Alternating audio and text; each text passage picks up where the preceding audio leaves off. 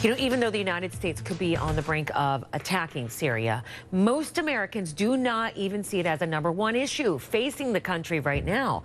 In a new CNN ORC poll, Syria came in third, way behind the economy and just behind healthcare. Political science professor Jason Johnson is joining us right now.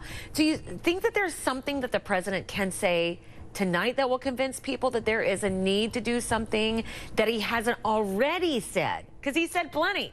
Yeah, there's nothing that President Barack Obama can say that'll convince Americans that Syria needs to be the #1 priority or even a top 3 or 4 priority in this country. But that's why the president has such a rough road to go tonight. He's got to convince the public to give him the power to do something that we may not see as much of a priority. It's going to be a challenge. I think there's things he can do, but it's a rough road.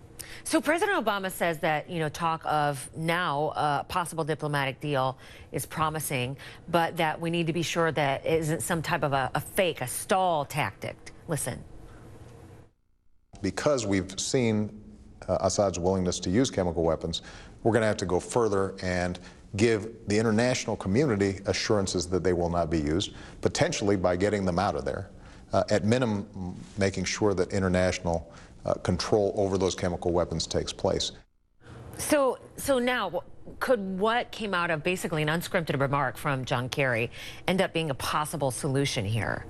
Oh, very much so. I mean, look, the reason that Barack Obama asked for military authorization from Congress to begin with is because you got to have the carrot and the stick. He needed the stick in order to get Syria or Russia or anyone else in the world to realize that this was a serious request by the United States to follow the rules and not use chemical weapons. So I think that's part of his initial argument. I think this could be a solution. I think right now Congress is hoping this is a solution because nobody really wants to vote for war and no one wants to begin any bombing. Hey, Jason, thank you. So